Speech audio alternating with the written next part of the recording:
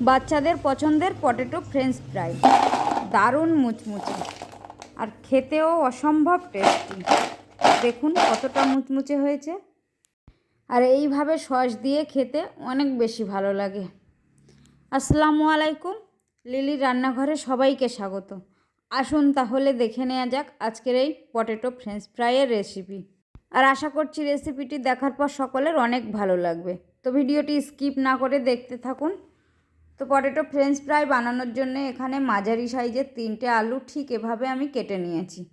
আলুগুলো কেটে খুব ভালোভাবে ধুয়ে নিয়েছি, ধুয়ে জলটা ঝরিয়ে নিয়েছি। আর আলুর পিসগুলো দেখুন ঠিক এইরকমভাবে কেটে নিয়েছি। এবার কড়াইয়ে কিছুটা পরিমাণ জল দিয়ে বসিয়ে দিয়েছি। এই জলের মধ্যে আলুগুলো দিয়ে দেব। এবার এর মধ্যে স্বাদ মতো লবণ দিয়ে দেব। লবণ দিয়ে আলুগুলো আমি 50% সেদ্ধ করে নেব। আলুগুলো একেবারেই খুব বেশি সেদ্ধ করা যাবে না, জাস্ট 50% সিদ্ধ করে নিতে হবে।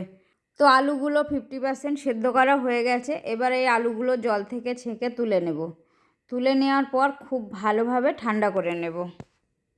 আলুগুলোকে খুব ভালোভাবে ঠান্ডা করে নিয়েছি, আর এটা পুরোপুরিই ঠান্ডা করে নিতে হবে, এর মধ্যে কোনো রকম গরম ভাব থাকলে হবে না। তো এবার এই আলুগুলোকে পাত্রের মধ্যে ঢেলে নেব। নেওয়ার পর এর মধ্যে আমি দিয়ে দেব 2 চা চামচ কর্নফ্লাওয়ার। কর্নফ্লাওয়ারটা দিয়ে আলুর সঙ্গে খুব ভালোভাবে মিক্সড করে নেব ঠিক এইরকমভাবে। তবে আপনাদের কাছে যদি কর্নফ্লাওয়ার না থাকে এখানে চালের গুঁড়োটাও ব্যবহার করতে পারেন। কর্নফ্লাওয়ার দিলে পটেটো ফ্রেঞ্চ ফ্রাইগুলো যতটা ক্রিস্পি হবে, চালের গুঁড়ো দিলে ঠিক ততটাই ক্রিস্পি হবে। এবার কড়াইয়ে তেল গরম করে নিয়েছি। নেওয়ার পর কিছুটা আলু এই তেলের মধ্যে ছেড়ে দিলাম। তেলের মধ্যে ছেড়ে দিয়ে 3 থেকে 4 মিনিট ভেজে নেব। আর এখানে গ্যাসের ফ্লেমটা কোনোভাবেই বাড়ানো যাবে না, মিডিয়াম হিটে আলুগুলোকে ভেজে নিতে হবে। তো ঠিক এভাবে একটা ব্যাচ ভেজে নিয়েছি। এবার এই ভাজা আলুগুলোকে আমি তুলে নেব। আর এই আলুগুলোকে আমি একবারে ভেজে ফিনিশ করব না, আমি দুবারে ভাজবো। তো একবারের আলু ভাজা রেডি হয়ে গেছে। এবার এই আলুগুলো খুব ভালোভাবে তেল ঝরিয়ে তুলে নিচ্ছি। আর এইভাবে ভেজে আবারও ঠান্ডা করে নিতে হবে খুব ভালোভাবে। তো দ্বিতীয় ব্যাচ ভাজা হয়ে গেছে, তো এগুলোকেও তেল ঝরিয়ে তুলে নিচ্ছি। ঠিক এইভাবে একবার ভাজার পর চাইলে ফ্রিজে স্টোর করে রেখে দিতে পারেন। আর আলুগুলো ভেজে নেওয়ার পর গায়ে যদি এক্সট্রা তেল থেকে যায়, তো ঠিক এভাবে টিস্যু পেপার দিয়ে চেপে চেপে তুলে নিতে হবে।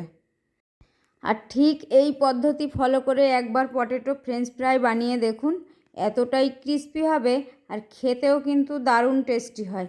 বাচ্চারা এই পটেটো ফ্রেঞ্চ ফ্রাইগুলো খুব পছন্দ করে।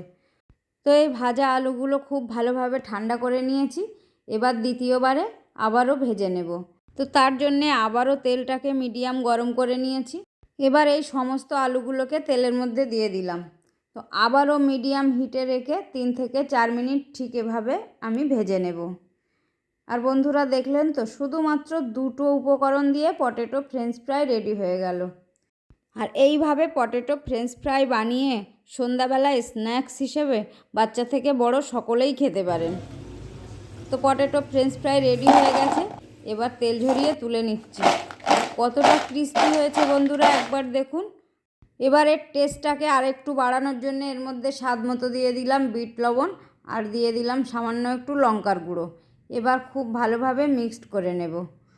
তো potato French fry full ready হয়ে গেছে। এবার প্লেটের মধ্যে ঢেলে সস দিয়ে সার্ভ করে নেব। আর বন্ধুরা ঠিক এই পদ্ধতিতে একবার বানিয়ে খেয়ে দেখুন কতটা ক্রিস্পি হয়। আর আমার রেসিপি যদি ভালো লেগে থাকে লাইক কমেন্ট শেয়ার করতে ভুলবেন না। সঙ্গে চ্যানেলটিকে সাবস্ক্রাইব করে আমার পাশে থাকার অনুরোধ রইল। আর দেখলেন তো পটেটো ফ্রেঞ্চ ফ্রাই বানানো কতটা ইজি ব্যাপার, আর খেতেও কিন্তু দারুণ টেস্টি হয়েছে। তো বন্ধুরা আজকের মতো এখানেই বিদায় নিচ্ছি। আবার দেখা হবে অন্য কোনো রেসিপিতে। আল্লাহ হাফেজ।